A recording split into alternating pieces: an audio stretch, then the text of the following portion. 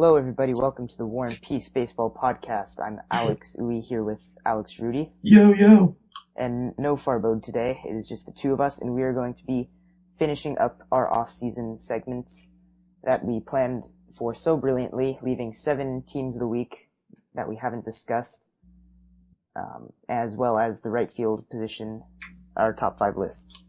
So we're going to go ahead and roll through 7 teams and discuss their 2015 potential and discuss their 2014 season a bit. And then we'll finish up by giving our top 5 at right field. So let's jump into it right here with the Cleveland Indians, who were somewhat disappointing last year, considering they were, I don't know, it seems like they felt like they had more going for them last year and then kind of did not. The only bright spot in their season really was Brantley, and that just wasn't enough. A lot did not go right for them. I mean, Kluber won the Cy Young, so I would say they that's true. had one bright spot. Other than an MVP candidate and a Cy Young Award winner, nothing else around it seemed to do any good, though. Yeah, I actually loved their off-season. Outstanding job. They just got Kluber signed like a $38.5 million 5-year extension, which is a steal, even if he returns still, but he was before that Cy Young year where he's just maybe an average pitcher. I think that's a great deal even with that. And they just signed Carlos Carrasco to a 4-year, $22 million deal. So they basically have a long-term control over their entire rotation, and they really, I think, have a great, I think they really have just a great upside rotation. They have Kluber, Carrasco, Trevor Bauer, who definitely has the stuff to succeed, just waiting for it to, come together. He strikes out guys, no problem. He just needs consistency. And then they have Danny Salazar, who I'm not sure if he's going to be starting. He's not on the major league roster, I believe. But he should be coming up anytime now. He's major league ready almost, just about. He's his top option to AAA. But I'm sure he will be, he's not pitched very well in spring training, but he's a guy I think everyone, is confident has the stuff to succeed. So I think, I think this is a very weak division this year. I think the American League just itself is very weak this year. And I think really every team in this division except for the White Sox, I would say, I don't think really got a ton better because I mean, but that doesn't mean I dislike the Indians. Offseason, I'm just saying I don't know if they're necessarily a lot better of a team. Like they may make any drastic moves, but that minor, Brandon Moss trade and I think really is going to make a big difference, and that really completes their roster. Kipnis, I'm sure, will bounce back. Santana will probably bounce back. Chisenhall and Brantley, firmly established as quality players. Brantley is almost a superstar. Yan Gomes really established himself as really one of the better catchers in the major leagues. And, I think they're going to win the division personally. I mean, I don't know.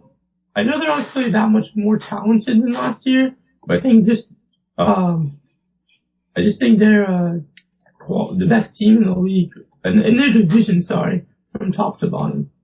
Yeah, and I think the part that you said about there's a lot of the same faces there for the most part. It's just this year you have a better feeling about a lot of these guys like Kipnis and Carlos Santana.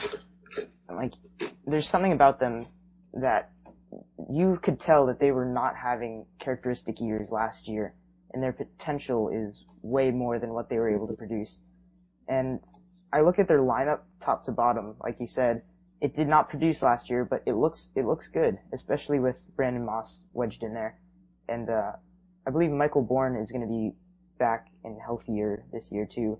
And he was a pretty good player not too long ago too, at the top of the lineup. So I think all the pieces are there this year, even though they had a lot of pieces around last year that just weren't. They have a great bullpen as well. I think people don't give that enough credit. Not one of the best in the league, but definitely up there. Better than the Tigers. And yeah, of course. And they're definitely a team I just see upside everywhere, almost, but at the same time, they could also, miss the playoffs just as easily if all those guys let them down. They don't have a very deep bench. They're relying on guys like, Nick Swisher and Ryan Rayburn. Micah Vilas to play a lot of time, which isn't great, but it's a team that's both set for now and the future, I think. And if everything goes right, I think they'll be one of the best teams in the majors. And they have a great manager in Terry Francona.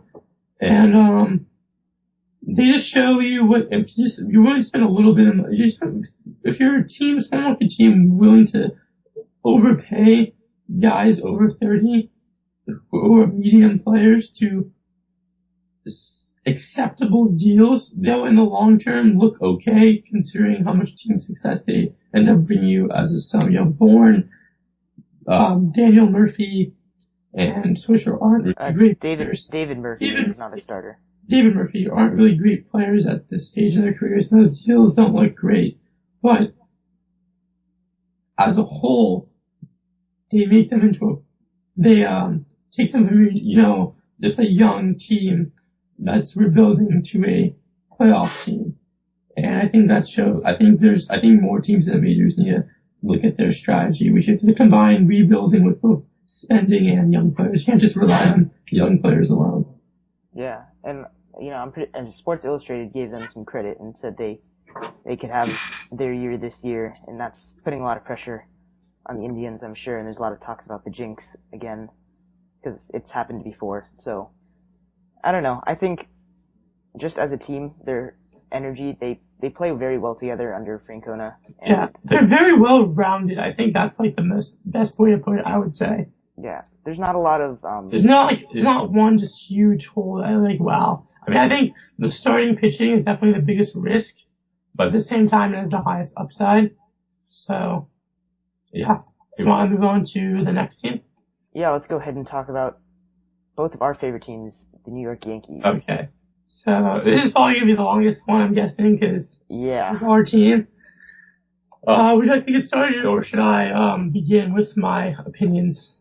I'll go ahead and talk a little bit about their offseason, which was a very slow offseason by Yankee standards. Wait a second. There's just a huge trade just now that I have to announce. Craig Melvin Upton Jr. would trade to the Padres just now for Cameron Maybin and Carlos Quinton. I'm sorry, we have to talk about that. I feel like we need one of those breaking news things flash up on the screen as it happens, like that. When the few people listen to this, hear this, this will probably be a trade that's been beaten with a dead horse, but since this is happening live for us, this is excitement.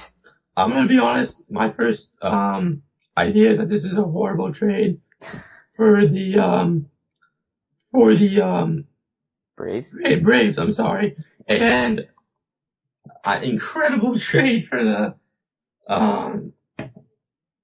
Padres. I mean, I guess the Uptons brothers just have to play together no matter what. And I see their logic, both teams.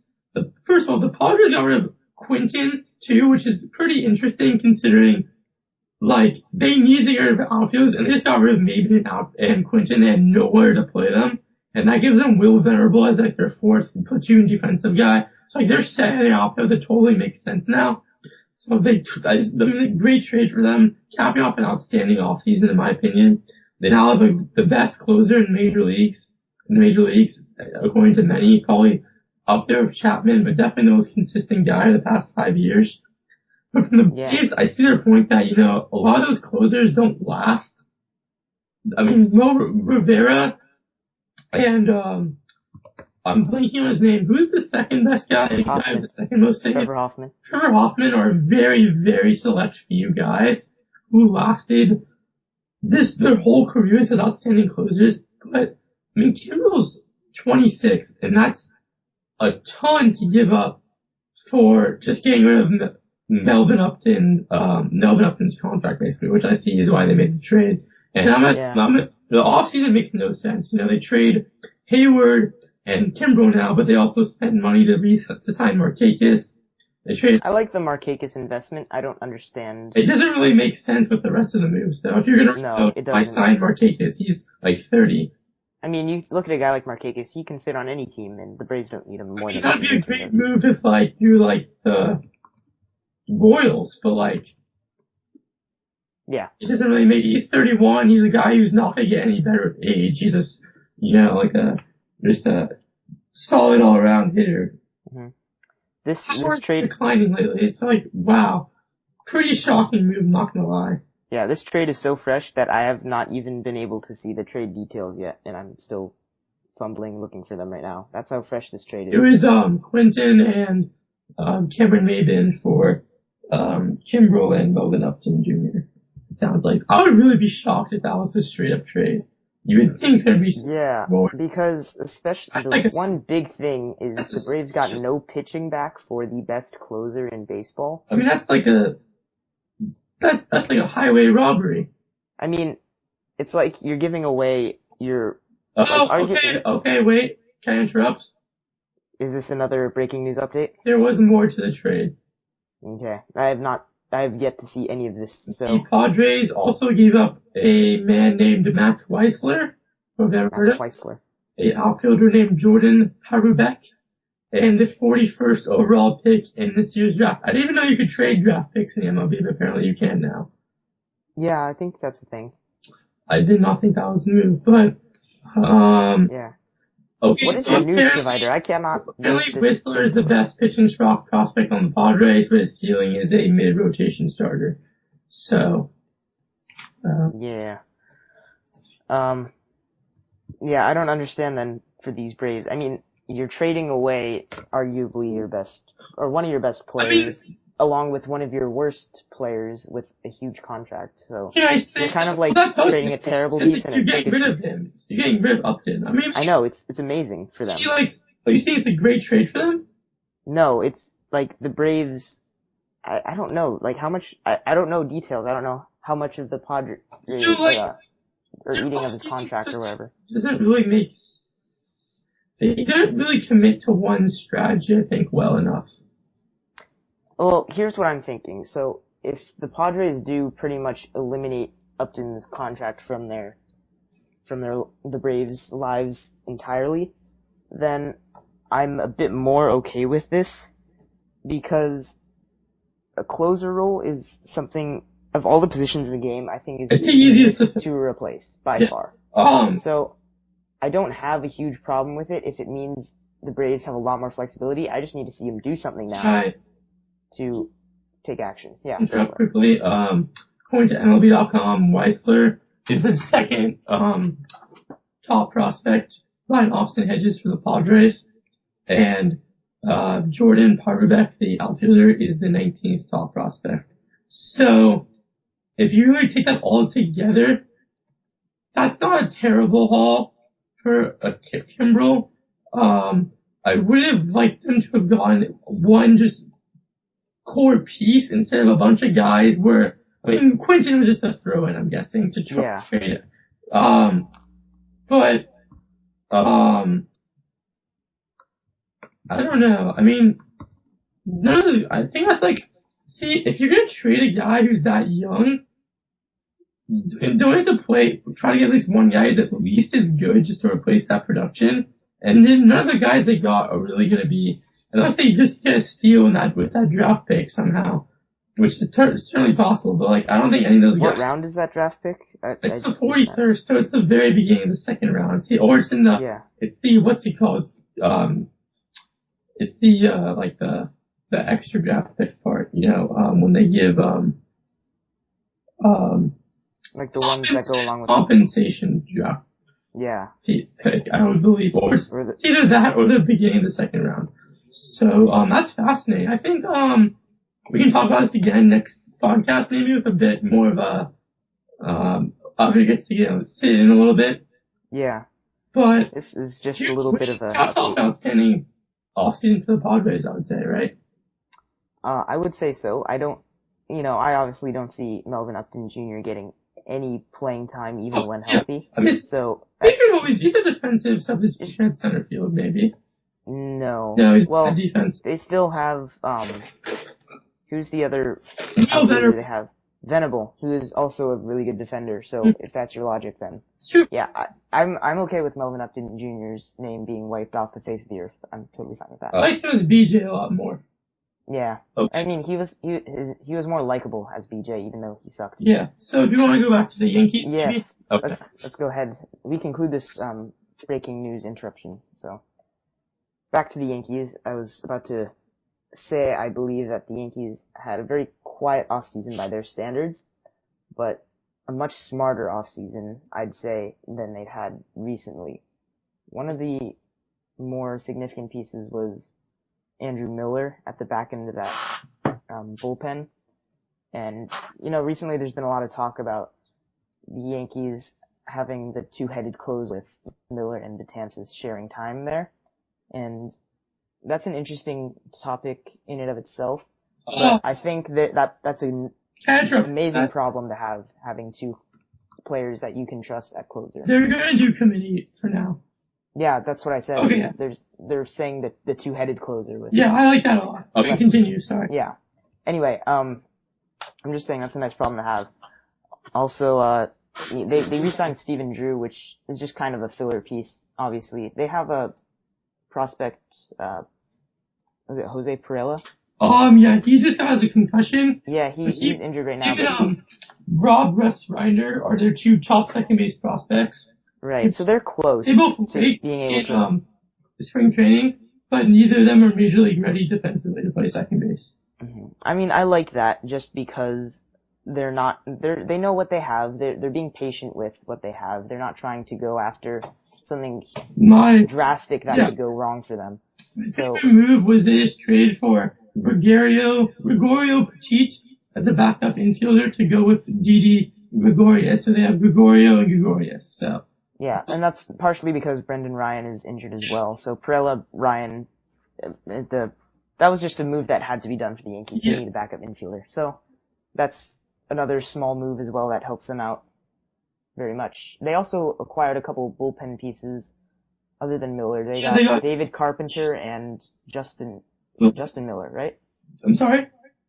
Justin Wilson. Andrew Miller, Justin Wilson. Yeah, who are both guys who had down years last year, but everything points to them, bouncing back by FIP, by just prior season history. Everything points to them having quality season next year. They gave up Cervelli and, their former top pitching prospect to Manny Banuelos, who has not been performing very well since his Tommy John surgery 2 years ago. And Cervelli always gets hurt. We lose some catching depth in him, but I think they got two. They also have Chase Shreve, who's another good upside reliever. And I think the Yankees seem to have success with their relievers. Never see a lot of the relievers just fail. Yeah, that's one of their. They're very good at coaching their relievers. So they have a very strong white bullpen, except for one Latino guy who can just dominate, whether it be Rivera or Betances or whatever. Yes, of course. Of course, that's a formula. They're sticking to the formula. They have found the exact formula. So, can I give my little piece? Yeah, go for it. They made it. They were very un-Yankee moves. They got rid of Martin Prado. So that Martin Prado David Phelps trade in return for Eovaldi and Garrett Jones, I thought was interesting. I saw their logic. Maybe they're trying to get a young pitcher, a young starter, high upside with many years of team control. And Eovaldi was great. It was a great fastball and a great curve, I believe. Might be a slider, but he's definitely missing a third pitch a little bit. Well, he's been developing that third pitch this offseason. Yeah. And he showed in spring training that he is capable of maintaining more of a starting pitcher type approach than in the past, half season that he got a chance to the big leagues. He's showing that he can, go deeper into games and use all his pitches to get outs, not only with a high 90 mile an hour fastball. So. Yeah. And but I don't know, their moves as a whole are kind of a very wait and see because they're a bit contradictory in the sense that they traded two young pitchers in Shane Green and David Phelps, who still had some years of team control left and performed decently well last year as back of the end starters. And then they traded Martin Prado, who's an older player who's a free agent after this year, but got back Garrett Jones, who's another older player who's a free agent at the end of this year. And they kind of just, the only real player that they kind of seem to just, I admit Eovaldi has higher upside than Shane Green or David Phelps, but it looks like they kind of just treaded water. And Didi Gregorius is the greatest example of that because he is a young shortstop with lots of team control, but he is no heir to Derek Jeter. He is not a good hitter. He's as a prospect, he was touted as a defensive wizard, but last year, the defensive metrics didn't give him a great score. They made him as about average at most. They let McCarthy go for 4 years, 48, I think. But signed Chase Headley, which, and then, they let Robertson go. They saved $10 million, by letting Robertson go and signing, Andrew Miller instead, who's about, probably even though Brady left here, very, very comparable production. So, I like the moves that they made in a vacuum a lot, but I think as a whole, their offseason is a bit strange and and definitely is a team that's trying to compete now and in the future, but isn't really overly committing to any one way. And I don't know. I'm very conflicted. Part of me really likes their offseason. Part of me is kind of like, what? You kind of just reshuffled the pieces. But, right. I think this is by far the worst division in the major leagues. No team is complete. Every team has key weaknesses. And I think if they just stay healthy and Beltran and McCann and Sabathia return to just being average players, let alone the messes they were last year. And McCann I feel like has a chance to have a really good comeback season. I think they can be in the hunt to win the division. I don't think they're really worse than anyone else. And I like their bench too. Chris Young's a great bench player in my opinion. That's true. As far as you look at a guy who's starting a couple years ago for the Diamondbacks and was tearing it up with that team, and anytime you can get players like that on your bench and that, buy into that role, then, that's really good for your team. I mean, he's a great defensive player up top. Mm-hmm. And, I think the thing with the Yankees now is you're going to be seeing a trend away from the Bronx Bombers because their makeup is a lot more about good pitching, good defense. Their power bats in Teixeira and, Beltran, I guess you could say, is kind of a power bat, even though he's not projected to have much power. I think a lot of their changes I think there's been a trend with a lot of different teams going that way too, where defense is a bit more of a priority now. It's the new hit thing, kind of. Mm-hmm. Aside from Beltran, you have arguably some of the best defensive left and center fielder combo in the game. The bullpen goes with that strategy too. Mm-hmm. Along with I would say you have the best defensive left side of the field in general, because Didi Gregorius is a really good defender. I don't know about the metrics, but he is a really athletic, above average defender who is in a position to be more consistent than he had been. And Headley is obviously one of the better third baseman defenders. Arguably the best. Arguably the best. I'm not saying he is, but you could. Pretty underrated, but his defense is probably up there, the most underrated defenders in majors. Gardner's outstanding. Ellsbury's outstanding. Yeah. Drew and Teixeira can still. Drew can, Drew, former shortstop. Yeah. Transitioning to second base. You're gonna have pretty good success defensively with him. And I think they're just kind of hoping their offense can click in some kind of way, because they're not going after the big bats anymore. They tried to do that when getting Beltran and McCann, and that just didn't work. And, it just didn't work out in a way that made them want to continue that approach. So they completely reworked their approach, and I like what they're doing so far. And I'm okay with them, getting rid of some older pieces while also, dealing some younger pieces to get something in return, because they're going to be a balanced team no matter what. You're not going to ever have a Yankees team that's going to rebuild completely, and you're never going to have a Yankees team that's going to like go after tons and tons of old guys anymore, because I think that's happened in the past, and they realize that's not the way to go. Yeah. Signing older veterans that are proven to longer term contracts, and they've learned from that mistake for the most part. And they're gonna still try to bring in some pieces that can help them currently. They're not just gonna load up on prospects, because they're the Yankees. They have an image to maintain. They have to try to win, and that's always the goal. And I think they're in a position to do so. A lot has to go right for them, obviously, but they're in as good a position as any other team in that division. So. I think Brian Cashman's done a really good job adjusting to, the boss's sons and their less, their different, personalities with how they spend their money. And the Yankees are rated as one of the top 10 best metrics-oriented and analytics teams in sports by ESPN. So they're definitely a team I wouldn't think they just spend money, just try to outpay people, but that's really the Dodgers these days. And I could be arguing, I don't think anyone really does that anymore. And I think the Yankees are really, they shifted a ton last year. I think they're becoming smarter, and they definitely, for the first time since the core four arrived, have a prospect core that should be ready to make a big impact in the next couple of seasons. I mean, Luis Severino is one of the best the top 10 pitching top 10 prospect by many people in the majors. I mean, in MLB. Gary Sanchez has been struggling, but he's still a top catching prospect.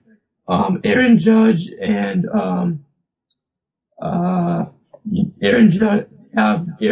Greg Bird are two, big bats that could be coming to the majors in a couple of years. They have another great relief pitcher on his way in Jacob Lindgren. Verse Fighter we mentioned, they traded for Domingo German, another young arm. The Yankees never traded for young arms 5 years ago who are developing. So I like them for they're definitely, for the first time in a while, and I think since 2009, the future looks brighter than the present. Yeah, that's a good point. I mean, they're learning from their mistakes is the biggest thing. This is the first Yankee season I'm really excited for in 2 or 3 years. No, I mean, obviously I'm excited just because baseball. Really, I want to see this team, and I want to see these guys perform the first time in a couple of years. Yeah, I'm excited as well. Okay. And I think we can go ahead and move on to our next team. We got 5 more teams to get through, so we'll go ahead and talk about the Blue Jays now, in that same division that you decided was the worst division in all of baseball. Would you disagree with that? I don't know. I'd think about it a little bit more, but I think that, offensively, other than the Rays, the lineups in this division are still pretty darn good compared to the rest of the league. So, the Blue Jays especially, terrible pitching. Yeah, the Blue Jays team especially is one of those situations where you have,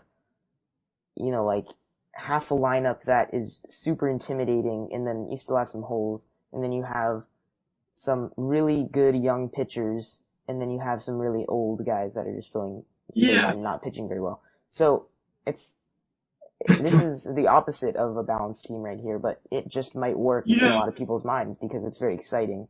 And there's a lot that can go right for this team. I don't think, I've always kind of been, even in my division, this is a team that has the longest playoff drought, and again, for major North American sports. I've kind of been rooting for them a little bit to finally get together. But the fact is, I don't think this is going to be their year. I wish it was. A month ago, I would have said this is the best team in the division, but Marcus Stroman's injury is devastating. Their rotation was barely going to be, I think, passable. And now they're going to be putting a ton of pressure on Aaron Sanchez and Daniel Norris, who are essentially rookies. And while I think Hutchins is a guy I think is underrated, I think he'll have a good year. I think Dickey and Burley, they're just on the decline.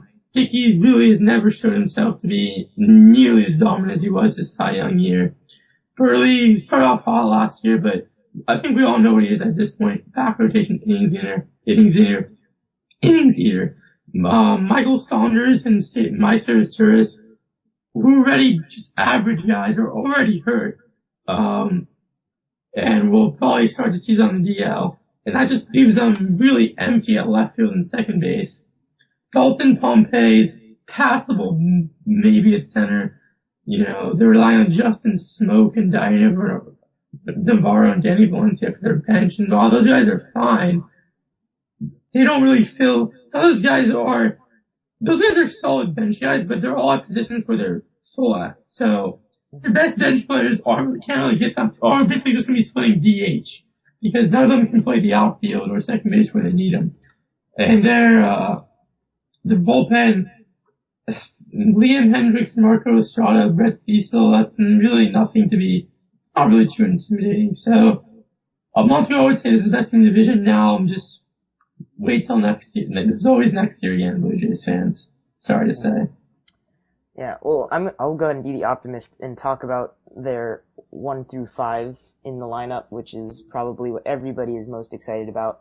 And, you know, their young pitching, you mentioned Norris and Sanchez, that are, I think, gonna really succeed more than before, because you got a guy like Sanchez who got his toes wet last year, and, you know, Norris is kind of one of those veteran rookie type pitchers who was a top prospect that had plenty of time to figure it out. You know, he struggled with control, but it seems at this point he's figured it out. Had a really good spring training, so I'm liking those two pieces. Those are potential 1-2s in the foreseeable future. You know, you talked about Burley and Dickey as primarily innings eaters. I can say that term, though, in one try there. Yeah, Burley is one of the more underrated pitchers. He still knows how to pitch, even with his mid-80s, low 80s repertoire. And I think, you know, he's good at his job, which is to eat up innings. So, and then they're 1 through 5 in a lineup. You know, you got Reyes, you have Bautista, you have Donaldson, you have Encarnacion, you have Russell Martin. And I don't know if you can, this is probably one of the better groups of guys that can score. If you need to score 2 or 3 runs going through the lineup one time, this is the group of guys I want to get it done. Reyes is a spark plug that is really good at getting on base. And then you have just 3 guys that absolutely mash. And then Martin, who is, you know, fairly average catcher by our standards of baseball, but still a very, he's above average. Professional He's guy. a great defensive catcher still. Yeah, I mean offensively, but he's still a very professional. Yeah, he's probably a little bit type hitter. Offensively. Yeah, but, you know, those are some really exciting guys to watch, and that can really put runs on the board quickly. See, you have 3 guys in a row that can change the game with the swing of the bat. That isn't today's major leagues. It's not. It's the opposite of what most teams are doing, which is towards figuring out your defensive arrangement, getting a decent balance of guys that will get on base for you and keep their strikeouts relatively low, and then have a few guys with some power in the middle of that lineup. Yeah. That's really all they have. It's the guys in the middle of that lineup that can mash, and that might be enough for them if they can get guys on base in front of them. And I think it just might work if you can put up, you know, 3 runs on the board at any time if you're in a position like that. They don't have the guys to hold that lead, I think, is the problem. That's true. I think you're going to be seeing a lot of 10-run games from this club, potentially. So, possibly even 10-run losses, so. I think this is going to be a team, you know, they've been making win-now moves the past 3 years and haven't been winning. I'm guessing they're going to be firing their coach and GM after this season. That's going to be my prediction. Yeah, and I would have no problem with that. So, yeah, that's about it for the Blue Jays, and we're going to go ahead and shift gears into the National League Central Division and talk about the Brewers, who really were the team that everybody was keeping their eye on for a good 4 or 5 months in the season until the wheels fell off and they could not skid their way into the finish line past the Cardinals. So, the thoughts about their team this year, though, could potentially be a little bit different. I mean, a lot of the same faces again, but, the question is, will it last for them? They kind of collapsed last year at the end and were overtaken by 2 teams in their division. And they were definitely overperforming when they were leading division. And, these didn't get any better. They didn't match. I mean, just got Adam Lynn to play first base, but he's fine, I guess. But we saw that they didn't have enough to be a playoff team last year. And while I like their roster decently, they didn't get better. They have a solid bullpen. I like their outfield a lot, actually. Gerardo Parra is your 4th outfielder. You're in good shape. They have a solid infield, one of the better ones. I mean, I know Ramos Ramirez and Gene Sawyer have not been the offensive guys that we kind of maybe hold them to reputational. Ramos Ramirez was pretty decent last year when they were winning. Declining. When they were winning. Yeah. He's declining. He's retiring after the season, so. He is? It's fine. Yes, he is. Okay, so, Segura never really repeated his first half of his rookie year success. Well, yeah, Segura's one of those really unique cases where I think the emotional part of his life took a lot of control over the type of season he had, because he had a very rough year. I believe his daughter died. Yeah, anytime yes. things like that happen in your life, the media is not going to give it as much coverage, obviously. But if there's any excuse for underperforming, that is definitely. He's still an average shortstop, and I think that's what he is. I think he's just a solid. There's a league where a lot of teams are playing below average shortstops. So right. He's just a solid. He's what he is. He's solid. Scooter Gennett, I love Scooter Gennett. I think he's a really underrated second baseman. He was like a really, really late round draft pick who just worked his way into the majors. And I think he's a great player. Adam Lynn can rake when he's healthy, and then I think when he has certain splits, I think he's really good against either righties or lefties. I'm not terrible against the other one. I'm not sure exactly.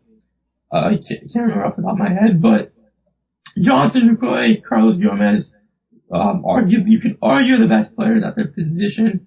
Gomez is a stretch, I know. But people could make that argument, maybe. I wouldn't vote them, but you can see that. Ryan Braun, yes, steroids, yes. But he was also hurt a lot last year. I think he'll have a bounce back season to be at least a very, very good player. Even if he might never be quite as great as he once was. But the rotation is the worst part. None of those guys, except for Fears, I'm not even a fan of Fears, but I know you're not a fan of Fires. I think it's Fires. But Garza, Los Peralta are innings eaters at most. I really like Willie Peralta. I'm going to say it right now. I like Willie Peralta. He's a flamethrower that can. I don't like Jimmy Nelson at all. Yeah, it's okay. I'm saying I like Peralta. He's a flamethrower that can keep the ball down in the zone. And, I think he's really close to finding it. And I really want him to find it because the Brewers kind of need it. Fire's same kind of pitcher that found it last year in his, age 29 season. Fire's at late, 6 ERA in 2013. Better late than never, I will say right there. But I think both those guys have capabilities to, carry this team, carry that rotation more than people expect them to. So, I don't know. That's just me. I like the high velocity guys that I think they're close to finding their biggest problem is that they're in the best division in baseball, in my opinion. Yeah, I would like the deepest. I mean, maybe some divisions have just the best team. You could argue. I don't think any of these teams are the best team in the major leagues in the Central, but all the teams are probably going to be around 500 or better. Even the Reds, who I think we can all agree are going to be the worst team. You could argue they could be around 500, no problem. And I think they just have no chance, I think. They could contend for a second wild card maybe, but I think the Pirates the Cubs, the Pirates, and the Brewers are all at a level below the Cardinals in their own separate tier, kind of. And I think all those teams are going to be hunting for the wild cards. Yeah, I think the Cardinals are a different level, personally. Yeah. I mean, the Brewers had something going right last year. If they can figure out how to do that longer term, I'm not going to bet against it because they showed us they can do it. So, they're doing something right. They don't have any magical prospects coming to save the day either. So. They don't, but they showed us what they can do when everything, for the most part, is working well. Mm-hmm. And if that's the case, then I'm not going to bet against them. Yes. They showed us what they can do. So, there's that. Let's go ahead and jump over to NL East and talk about the Mets a little bit. Another New York team in the mix here. Not quite the same level of competition with the Mets at this point. They could definitely compete in the future, though, with the pitching they have on the rise in that. Yeah, I thought it was very interesting that they let, what's his name, shoot. Zach Wheeler, pitch like half of last season with a torn UCL ligament, which meant Tommy John. I thought that was a fascinating decision to. Fascinating. I don't agree with that at all. I think if you're not going to contend, you might as well just get it over with and get him back as soon as healthy as possible. And I know that supposedly doctors said that there wasn't any chance for further damage long term, but I really disagree with letting a guy pitch through that kind of injury. I think that's I don't really care what their rationale was, honestly. I can't really agree with that logic. They have too many pitchers. It's really that simple. Too many pitchers is the best problem in the world to have. Best problem in the world, but I agree 100%. Because even with him out, they still have 5 engrossed guys, and they're starting pitchers, and they still have Syndergaard twirling his thumbs in the minors. I know he will place Bartolo Colon next year, probably in the rotation, but they're still going to have to probably trade either Jonathan Nice or Dylan G for hitting.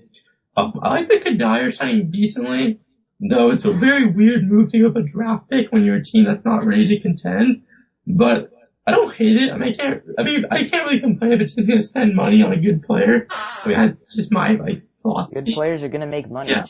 That depends on where. I love Travis Arnett. I know he struggled last year, but I think he's a really good pitching. I think he'd be a solid catcher. He really reminds me of someone who we already talked about in now I'm blinking, the catcher for the Indians. I know I just talked to him. Yan Gomes. I think he's a Yan Gomes 2.0 type of guy, where he's just solid at everything all around. He's not going to wow you, but he's a very good solid guy. This is Daniel Murphy. This is the Daniel Murphy. The most overrated second baseman in baseball. He is shit offensively. Defensively, I'm sorry. Defensively, I don't know why it's offensively. He's shit. He shouldn't be playing second base anymore, but quality hitter, I guess. David Wright, what happened to David Wright? He's still swinging a little bit. I'll give him some credit there. David Wright used to be a different player. He's really getting old. Last year, he just truly was bad. He was just bad last year. His power has always been kind of inconsistent, but I don't know. He's definitely on the decline. He's not the franchise guy he once was, and he was always a guy I always kind of thought he would take that next leap to true superstar.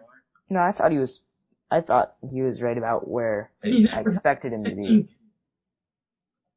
So, I don't know. He was definitely the face of the franchise. If that's not good enough for David Wright, then I don't know what you expected. So I don't know. They think they have huge holes still. They don't. They do. I don't think Lucas Duda is the answer at first base. I like him. Just figure it out against the lefties, and then I'll like even more. So there you go. And And their shortstop is an interesting they have situation. They have no shortstops. They're all. Well, they have Flores, who is. He's not a long-term solution. Projected to be like more of an offensive shortstop. He had 2 last year. I know, but if like prospect-wise, he was projected to be an offensive guy, and if that works out, and that's great for them, it's still. I think he'll be. Average at best, really. You have Juan Lugares, who's like the best defensive player in the major leagues by many metrics. So they just extended him, I believe, to a long-term deal. Yeah. Curtis Granderson.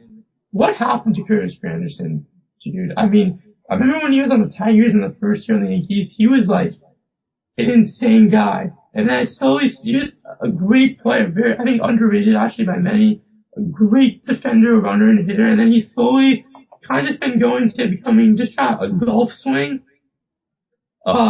Just trying to jack the ones. He's already 34. Wow, that's really hard to believe that he's 34. I never would have thought of him as a 34-year-old. Or he played 11 years.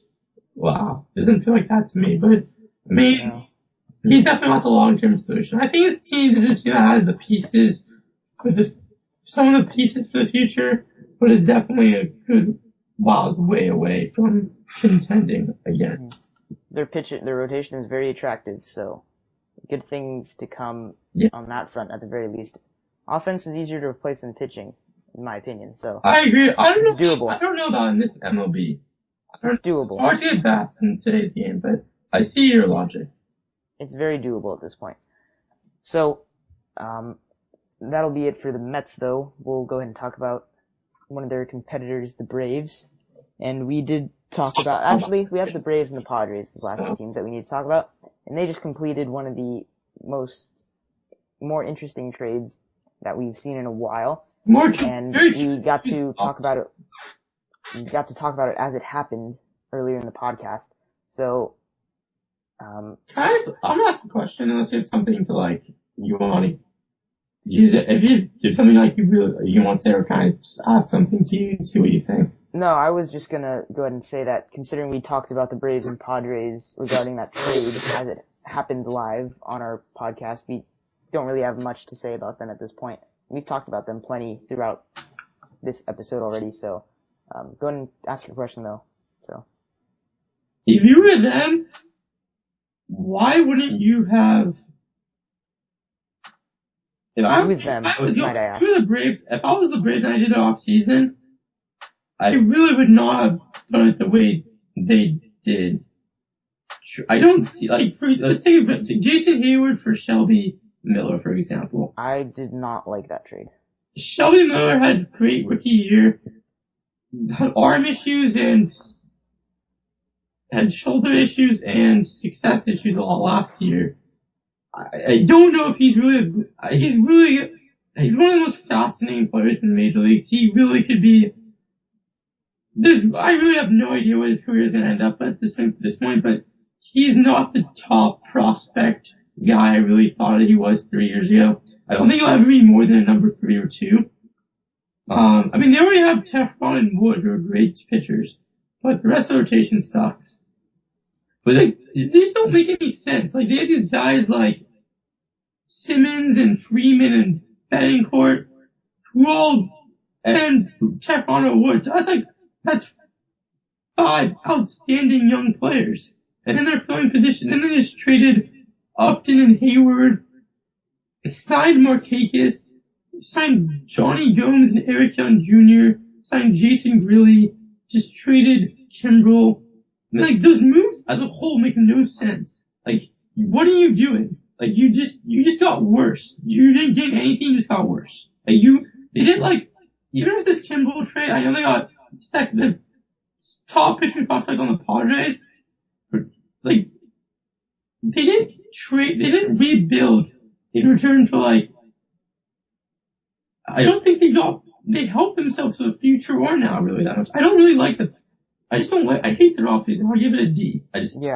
I'd say they would be better off if they just did not do anything. If they pulled an Orioles and did nothing all off season, they would have been better off. They just did stupid things in my opinion. I think they could have. I know they hadn't had playoff success in a little while now, and they had a lot of frustrating seasons. But first of all, the main reason for that, in my opinion, is that their manager is terrible.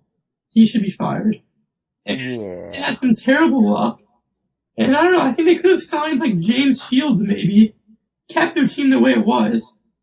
And like they could have just spent some, I don't know, maybe ownership didn't want to spend more money, but interesting they're building this brand new several billion dollar stadium to replace Turner Field, which isn't even that old, if they weren't willing to spend the money to just say, fuck it, we fucked up with Melvin Upton, we're just gonna release them, we're gonna sign Markakis, we're gonna sign Shields, and we're gonna try to contend next year. Maybe we won't win the division because of the Nationals, but we're definitely gonna be up there for the wild card. I mean, they're not really set for the future. They don't have like a deep, like, farm system. So, I mean, so by the time all their next core players are ready to go, Simmons, Freeman, Teflon and Wood might not be in their primes anymore even.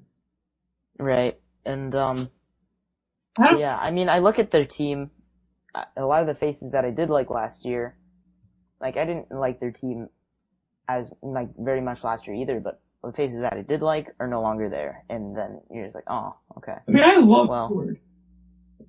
I love you. I know he's one of the more disappointing players, because he was supposed to be Trout, honestly.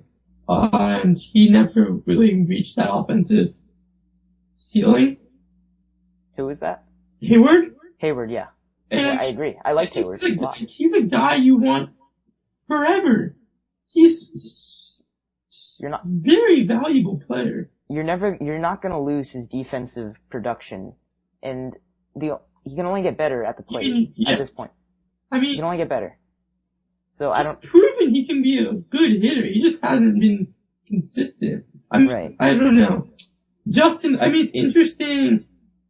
He definitely won that first Justin Upton trade, and it's interesting. I don't know. It'll be interesting to see if interesting that guy's been traded twice now, and he's another frustrating player that has superstar potential, who hasn't really. I think Justin Upton, more than anybody, is close to achieving that potential. It's going to be tough with the Padres now, but he was on his way. He had a very nice last half of the season last year. He's established. I just don't get. What's their goal? Like, I would try to figure it out. I just don't care that much. I just want to see what happens. Yeah. I mean, if you're going to cash in your core players for a rebuild, why sign Nick Markakis? But it just doesn't, or I don't know. Okay, I'm sorry. Let's just move on. I guess we'll see in the future what all these moves mean, but I'm confused, honestly. It's that simple. Yeah. I'm in the same boat as you, so. But we did it. We got through 7 teams. And we have the Padres still. We talked, the Braves, Padres, we talked about them together in that trade. The Padres had a great offseason, and I really like. Padres had a great offseason. That's all. Yeah, we talked plenty about the Padres in other podcasts, but even if you did not hear any other ones, we talked about them, when talking about the Kimbrel trade that occurred earlier. So, I think that will conclude all the teams of the week that we did miss throughout the other off-season podcasts due to our excellent planning. And we will go ahead and finish up our top 5 lists at each position with right field. Rudy, go ahead and lay it on me. Okay, oops, I closed my link on accident. Oh, shoot. Okay. Wait, let me just...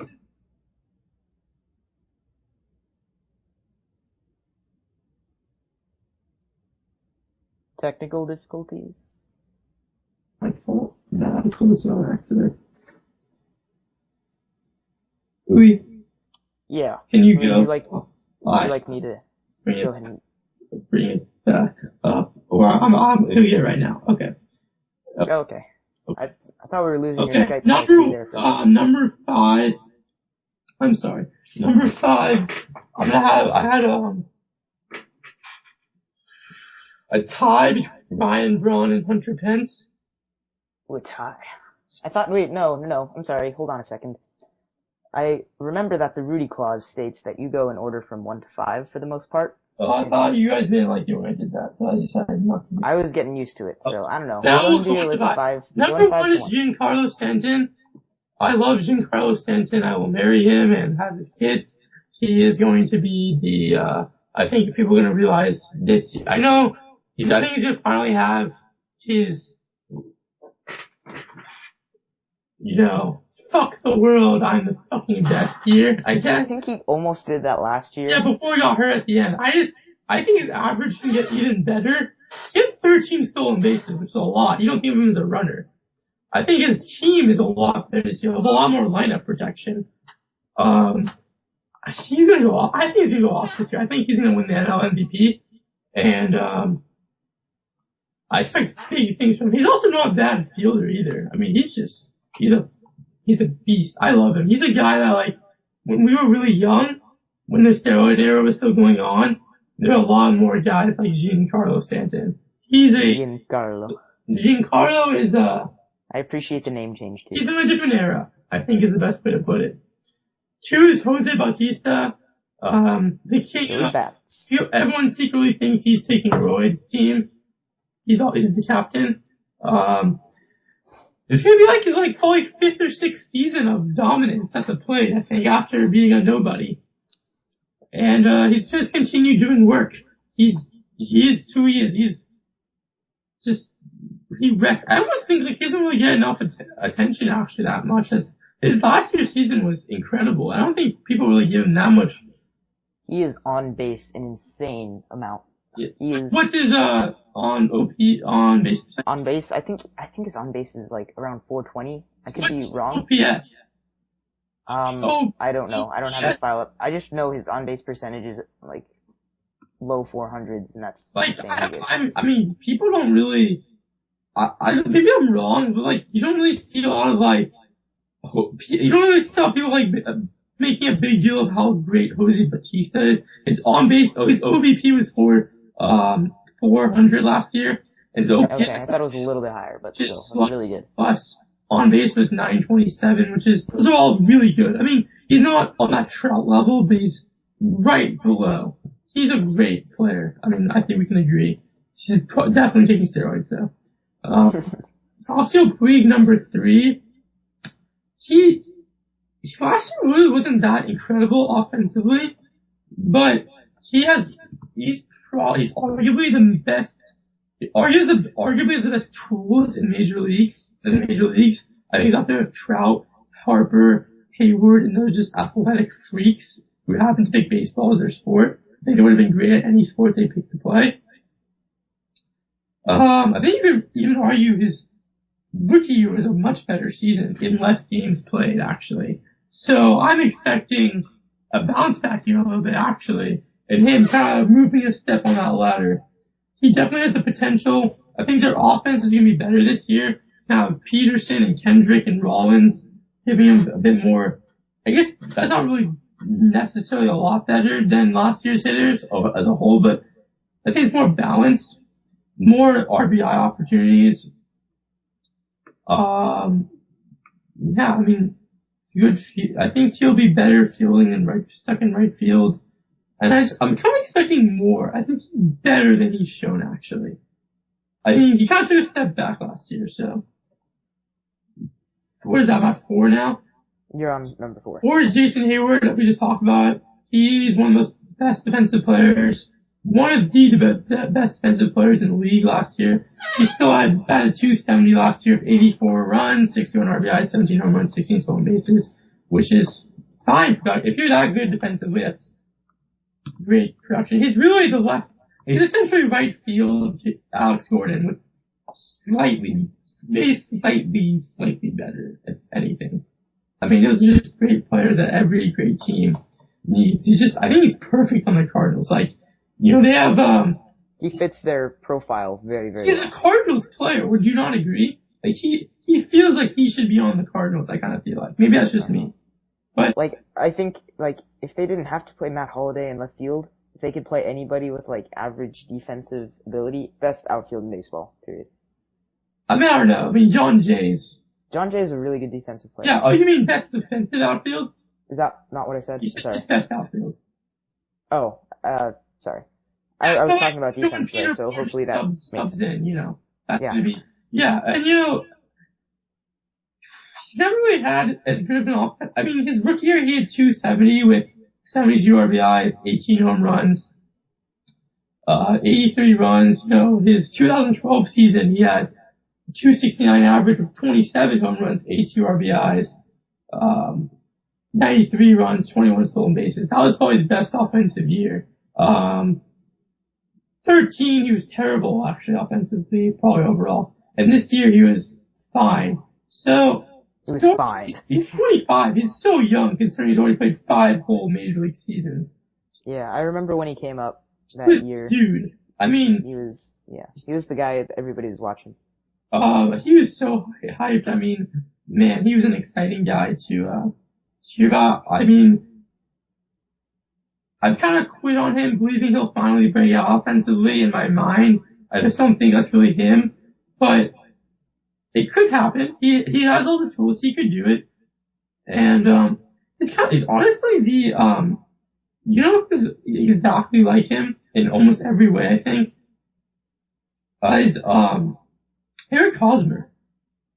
Like, not, that's like, in a form, it's not, like, as a career. That's what I meant. He's basically a Royals player, I guess. He's Alex Gordon, he's Eric Hosmer. Yeah, like, these are these guys, those guys who, like, they should have traded him to the Royals.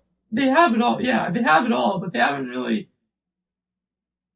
showed themselves to be the true superstars they probably could be yet. Yeah. But, I don't know, So, your number 5 on your list is the last part, I believe, which you already sort of mentioned. Ron and Pence, and you could argue Nicole Calhoun belongs in 5 either. I just would like to see another year of him. Yeah. Very solid player. None of those guys, Pence has kind of a defensive advantage on those guys, but he's hurt, and he's kind of definitely on the decline. Ron, I think he has one more really good year in him. That's kind of why I put him there. Alright. I can see it happening. I mean, I think you're giving him more credit than he deserves, but, that's the whole point of this list.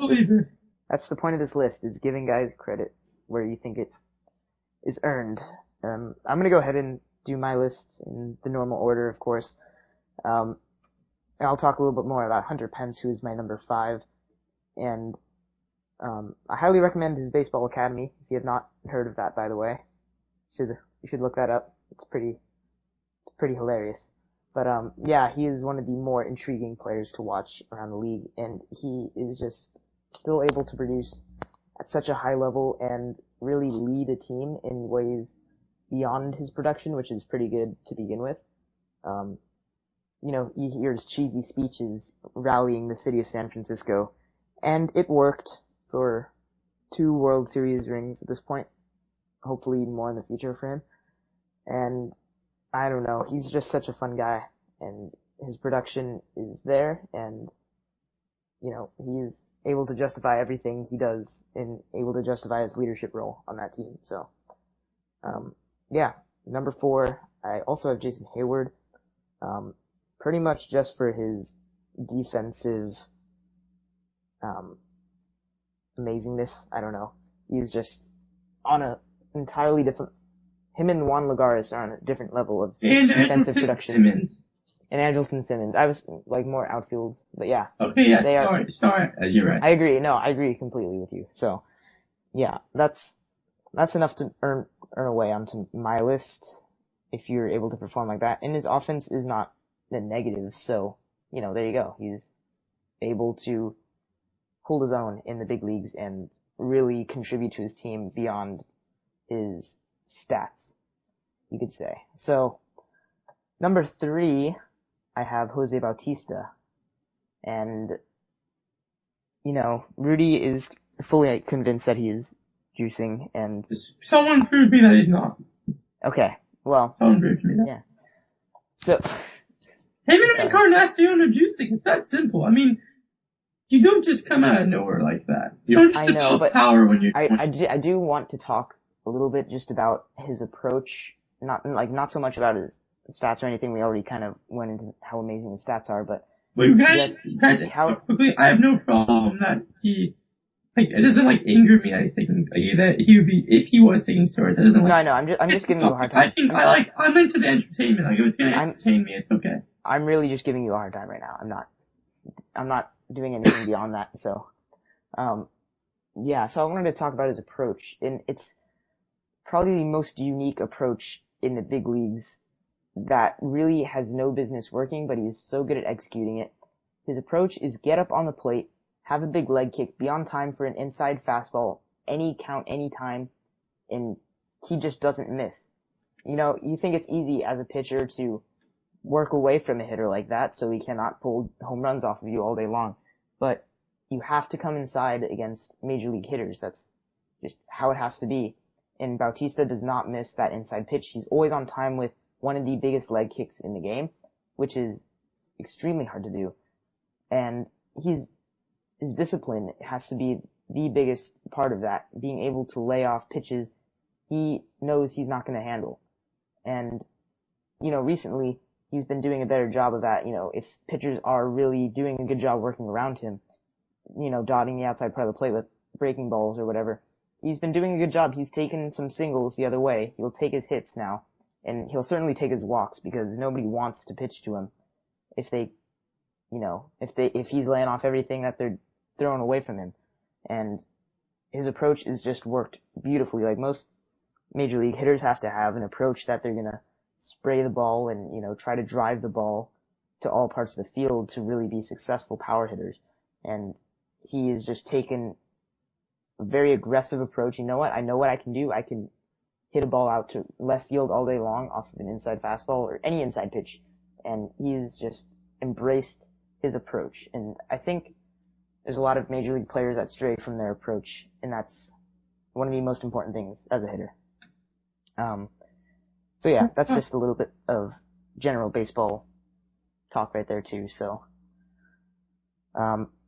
continuing on number 2 though, I put Puig ahead of Bautista just because he is a more complete ball player. I think he really is a 5-tool player, and he doesn't get that many steals, but I do agree with you. Full on, like speed and steals kind of in the same. I don't know, but he's one of the true 5-tool players that we have right now. And, you know, he's able to hit for a high average, which is something that a lot of 5-tool, like, I don't know, it's something that's lost a lot more nowadays. Even with really good hitters. Like, Trout isn't hitting for a very, very high average, but he's still considered one of the best. Puig can have a better average than he did last year. When he's hot, he's insanely good. That hasn't really been that much better than Trout's. I know, but I don't know. He's more of, I don't know how to counter that exactly. He's a very good hitter. He's just naturally. Yeah, he's gifted. Good. He's a genius. He's a gifted hitter. Yeah. Both power-wise. He can drive balls out to right field that look like they were off the bat of a left-handed power hitter. And, you know, his defense, he has ironed out a lot of the problems that people have seen, and I see his production defensively being much better even than it was before. Of course, he's got probably like the best arm in the game. Do you have any objections to that? Does he not have the best arm in the game? I have no objections to that. I think Cespedes can give him a run for his money, but... Yeah, I think Puig, you know, you put Puig in the left field corner at Angel Stadium, and he can make that throw as well. So, maybe even in a shorter amount of time. So, we shall see. But I think just all around more complete than Bautista, as a baseball player. So, that's my reasoning. And number 1, the father of your baby is apparently Rudy Giancarlo Stanton. And, enough said about him. That, you know, he is basically gone. There's never enough said about him. Yeah. Okay. I don't think that people realize that, like, he is gonna be, like, the next, or he already is, like, I don't know. I don't know if the next 2, I don't even know. True superstar. Like, I don't know if enough people put him on Trout's level. I remember Trout's level. I remember he made his major league debut the same day that Steven Strasburg made his major league debut. And, you know, I was watching obviously for Strasburg because that was like the biggest deal, and he had an amazing night too. And they talked about, you know, Mike Stanton making his debut, and they showed he's like this huge guy playing right field for them, and like huge power. He didn't his first home run for a while. That's like until a few games into his, season. When he joined the team. But I remember that, like, he was, like, we were all talking about Steven Strasburg. He was like, he's gonna be the number one of this staff, and he's been doing everything that people expected from him. But, you think of a guy like Stanton getting a little bit of a side note in the background, and he is exploded into this huge $300 million player. So that's just pretty cool to think about.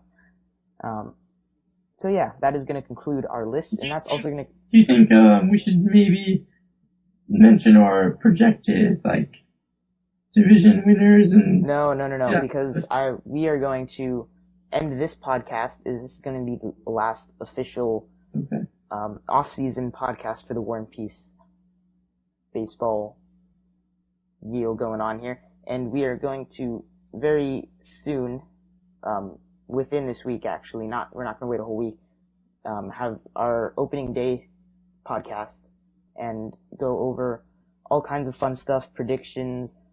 We're going to be introducing a couple new segments, and it's going to be a lot different and a lot more fun in my opinion, because baseball is being played and we get to see it and talk about it as it's happening, and I think it's going to be a whole different experience, and I'm looking forward to it. I know you are too, Rudy. So without a doubt. Yeah, so we'll be back with the full crew, including Farbode, in the next couple days here, and enjoy opening day, enjoy the Major League Baseball season to come, and we'll be back soon enough. And of course, you can contact us at warandpeacebaseball@gmail.com or tweet us at WPB_podcast on Twitter, and feedback is always appreciated. So yeah, that's gonna do it. You want to give me my adios, Rudy? Adios.